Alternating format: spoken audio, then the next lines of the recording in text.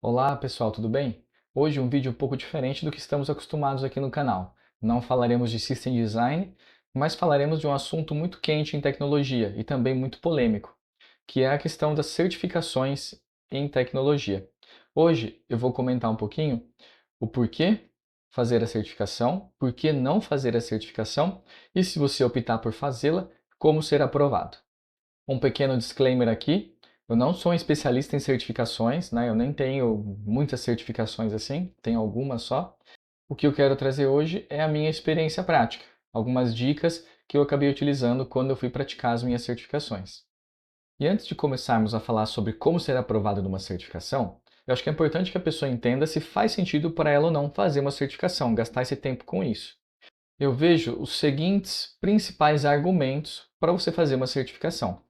E o primeiro motivo que eu vejo para se fazer uma certificação, e acho que é o que mais me motiva às vezes quando eu vou fazer as minhas, é que ao estudar para uma certificação, você acaba estudando um assunto que não é rotineiro naquele grupo, ou que não é rotineiro naquele tópico. Por exemplo, quando estamos codificando, né, qualquer que seja a linguagem, seja Java, .NET, Go, enfim, normalmente nós temos ali um conjunto de keywords, sintaxes, instruções que nós usamos praticamente para fazer a mesma coisa, né? Então, quando eu vou construir uma página web, por exemplo, são aquelas mesmas keywords, aquelas mesmas tags. Você acaba se acostumando e focando naquilo que é mais comum de ser utilizado. E por muitas vezes esquece, né, a exceção. O que é interessante da certificação é que ela te força, de certa forma, a relembrar e a entender, ou às vezes até a aprender sobre a exceção. E conhecer a exceção, eu acho que ela é legal por dois motivos principais. Primeiro, né, vai te ajudar em entrevistas técnicas. Tem uma série de entrevistas técnicas em alguns lugares que acaba cobrando, às vezes, um conhecimento da exceção, faz uma pergunta aqui e ali. E conhecer, né, ou ter isso dado para uma certificação vai te ajudar muito nisso. E, por fim, é a questão da profundidade na carreira técnica. Se nós formos estruturar, né, o conhecimento de um desenvolvedor, eu vejo que no começo da carreira ele está buscando um conhecimento mais geral, mais extenso, né?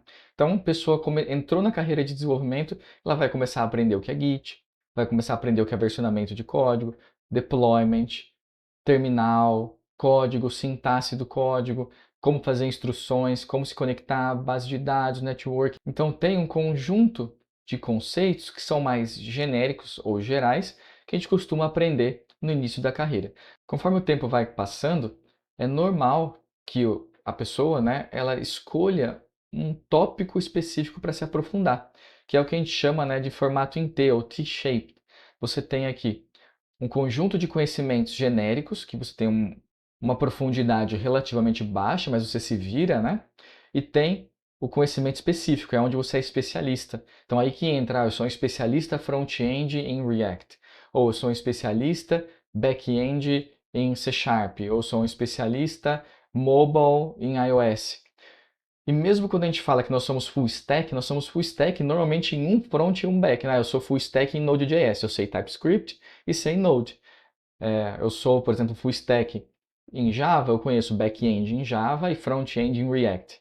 Então a gente acaba escolhendo, né, no máximo ali duas stacks principais para se especializar.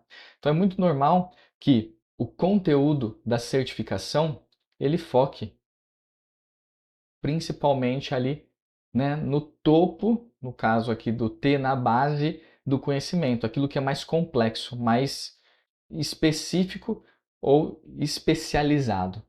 Então, eu acho legal fazer a certificação por isso. Você vai, de certa forma, estudar conceitos e tópicos que pode ser que não seja utilizado no dia a dia, mas quando você se tornar um especialista, aquela palavra-chave, por exemplo, aquela keyword da linguagem que você usa uma vez por ano, quando você precisar, naquela uma vez no ano, você vai saber utilizar, você vai conseguir ajudar o seu time a resolver aquele problema, seja de performance, daquele bug que ninguém descobre.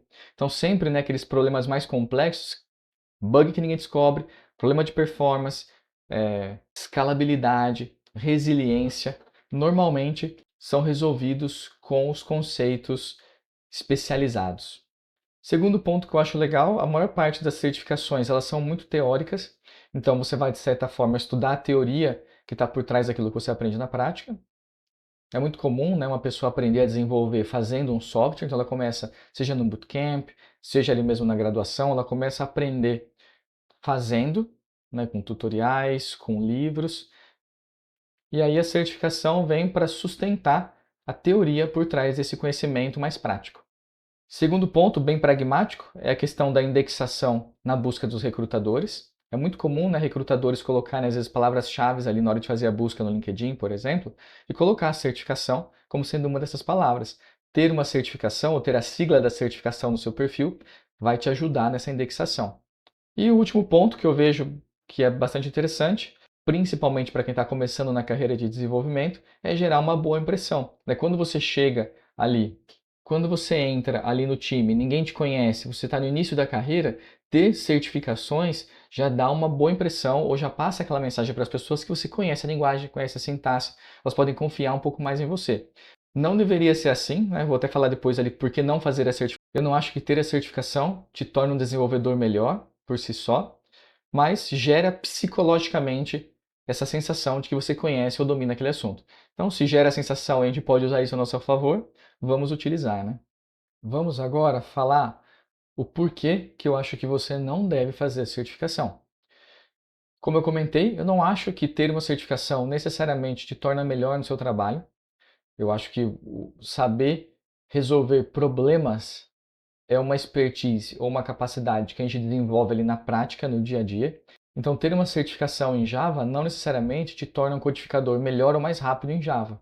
Óbvio, você vai conhecer o motivo por trás ali das keywords, né, dos conceitos, mas não significa que na prática você vai ser mais produtivo. E o segundo ponto é, não acho que toda certificação ou que a maioria das certificações vai te dar um reconhecimento interno dentro da empresa. O que eu quero dizer com isso? Vamos imaginar que você está trabalhando numa empresa e decide tirar uma certificação. Quando você tira aquela certificação e chega no dia seguinte, né, com um certificado, nada muda na sua vida. Não acho que vai ter um reconhecimento maior ou que isso vá alavancar a sua carreira para ser promovido. Eu acho que ter uma certificação, como eu comentei, ajuda na indexação de recrutamento. Então, se você quiser trocar de trabalho, a certificação pode ajudar nesse ponto. Mas internamente, salvo casos em que a empresa precisa das certificações, né? É muito comum empresas precisarem de uma quantidade mínima de certificados numa determinada tecnologia para poder vender aquela tecnologia, implantar aquela tecnologia ou fechar algum contrato. Então, conheço, né, vários produtos que vendem certificações do próprio produto e uma empresa só está qualificada para vender ou ser um parceiro oficial reconhecido daquele produto se tiver uma quantidade mínima de certificados. Nesse caso, participar dessas campanhas nas empresas vai te ajudar, porque você vai ser mais uma pessoa que ajudou ali a empresa naquele momento crítico a conseguir aquela certificação e, por consequência, conseguir ser aprovada para vender aquele produto. Mas tirando isso, eu não vejo que vá impactar de forma significativa o seu trabalho atual. Então, em resumo, faça a certificação se você estiver pensando em mudar de emprego, você estiver pensando em aprender os meandros da linguagem e ser um especialista naquele assunto, ou faça a certificação se você quiser entender o que acontece por trás daquele conhecimento prático que você adquiriu ali no dia a dia. Supondo que você queira fazer sua certificação, como passar, né? Como que eu vou ser aprovado numa certificação? E na minha visão, a aprovação ela passa por entender o tipo de prova ou o tipo de certificação que você vai fazer. Eu vejo três tipos principais. O primeiro são os tipos de prova teórica, que são perguntas e respostas, né? Normalmente com pegadinhas, como é, por exemplo, a de Java. Temos as conceituais, que são mais focadas em conceitos gerais de um determinado produto. São muito comuns em certificações de produto ou de cloud, AWS, Google Cloud e assim por diante. E temos certificações práticas, que são certificações normalmente de hands-on mesmo, de coding, que é o caso, por exemplo, de quase todas do The Linux Foundation, ou Certified Kubernetes Administrator, Certified Kubernetes Application Developer. Então são certificações que você tem que na hora mostrar que você sabe resolver um problema com código mesmo. Para provas teóricas, né, provas que têm perguntas e respostas, normalmente com pegadinhas, a minha recomendação, ou a sequência que eu sigo, é buscar um livro dedicado à certificação. Eu trouxe aqui dois exemplos, né, da certificação em Java e da certificação em C Sharp. Então vejam que são livros dedicados ou específicos para aquela prova, né? E o bom desses livros dedicados é que eles trazem não só uma sumarização do conteúdo, mas também ele sabe exatamente quais são as principais pegadinhas que podem ser cobradas ali na hora da prova. Então eu gosto, né, quando a prova ela é teórica, de perguntas e respostas, de pegar o livro da certificação e passar ele de ponta a ponta. Passa por todos os tópicos, vai estudando cada um dos tópicos, faz os exercícios do livro, e quando eu vejo que alguma coisa ainda ficou um pouco confusa, né, algum tópico ficou um pouco confuso, eu vou e leio a documentação daquele trecho. Né? Eu não leio documentação, que nem eu fiz a certificação de Java, eu não li a documentação de Java, a documentação oficial. Eu peguei o livro da certificação e li o livro de ponta a ponta. O que me interessou mais, ou que eu fiquei um pouco mais confuso, aí sim eu fui lá e li a documentação. Então vejo o trecho daquela documentação e não a documentação inteira. Né? Passar pela documentação inteira, muitas vezes a gente acaba estudando tópicos que não são pedidos na prova, ou não fazem parte das provas ou das questões mais comuns, né? Então não vale a pena. E fazer bastante exercício. Quase todos os livros trazem bastantes exercícios, né? Às vezes até provas mock que a gente pode fazer. Segundo tipo de certificação é a conceitual, ela é mais focada em conceitos gerais de um determinado produto. Então, por exemplo, o AWS Certified Architect. O que eles vão cobrar ali é que você conheça os produtos da AWS e consiga resolver problemas do dia a dia usando aqueles produtos. Minha sugestão é, pegue o conteúdo programático, a ementa da prova, e leia a documentação dos produtos daquele conteúdo programático. Então, por exemplo, a prova de arquiteto do Google Cloud cai storage, cai base de dados, cai computing e cai Docker. Então eu vou ler a documentação da cloud especificamente daqueles produtos.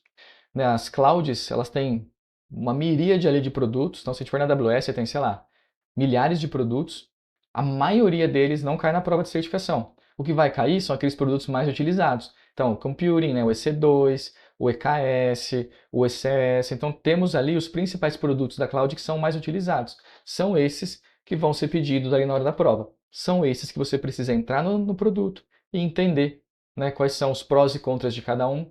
E prova conceitual, ela é muito sobre tomada de decisão.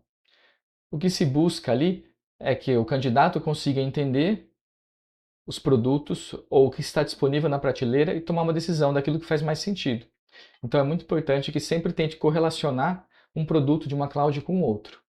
Um ponto que ajuda bastante a fazer esse tipo de correlação é pegar algum curso, né? Então temos ali no Udemy uma série de cursos específicos para certificação de AWS, Google Cloud, Oracle, que vão te ajudar a entender os meandros das clouds e os prós e contras que às vezes não estão ali nos manuais ou nas páginas dos produtos. E por fim, temos as provas que são práticas, são hands-on, como é o caso das provas de Kubernetes, como eu comentei. A CKAD. São provas que na hora de você tirar a certificação, não tem conceito teórico. Você precisa saber a teoria, mas o que vai ser cobrado ali é entra numa máquina e resolve esse bug, investiga esse problema, cria essa infraestrutura para mim. Ali não tem como decorar. Ali você precisa saber fazer, saber o hands-on. E aí pode ser algo bom ou ruim, depende do estilo da pessoa. Pessoas que são mais práticas, né, hands-on, elas vão se dar muito melhor nessas provas mais práticas. Pessoas que gostam de decorar a teoria, saber a teoria, vão ter muito mais facilidade, às vezes, nas provas conceituais. De qualquer forma, minha sugestão para as provas práticas é pegue a ementa e pratique os cenários. Por exemplo, a prova do CQAD, né, do Kubernetes, a gente já sabe que ele vai pedir para você criar um deployment, criar um service, expor uma rota, testar, validar que está funcionando, colocar liveness probe, healthiness probe. Então, esse tipo de padrão, ele vai se repetir em toda a prova. A pessoa tem que saber fazer isso na prática. E a minha sugestão é, faça na prática. Pegue uma VM do zero, sem nada, e instala o Kubernetes do zero. Coloca o kubelet, coloca o kubeadm, faz, né, sobe a infraestrutura do zero, entende como é que funciona. Você vai precisar saber exatamente as peças que fazem parte ali daquele problema para conseguir, na hora, entrar na máquina e resolver. Né? Entrar na máquina e debugar, entrar na máquina e dar os comandos. Então, o conhecimento de infraestrutura, por exemplo, numa prova de Kubernetes, ele é muito útil, porque você vai conseguir debugar o problema e resolvê-lo.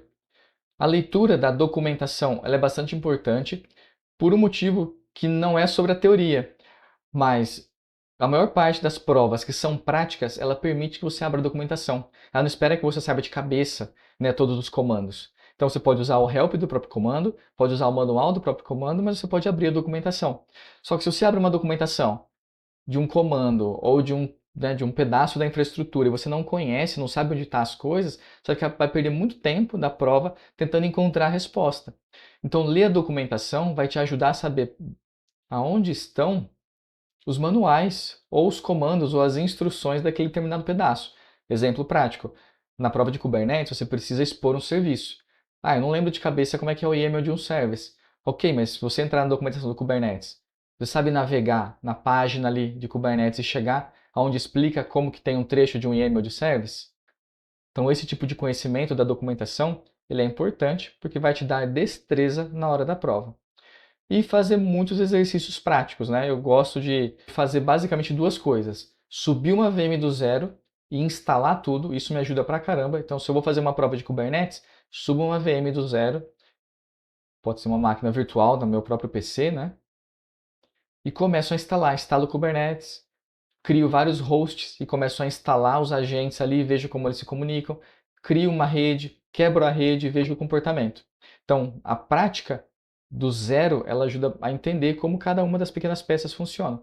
E além disso, nós temos uma série de serviços, né, na nuvem, por exemplo, o Code Cloud ou o Killer Shell, que ele já tem uma prova parecida com a prova de certificação e você consegue entrar lá, né, fazer um SSH, um SSH naquela máquina que eles vão prover para você com os problemas parecidos da certificação.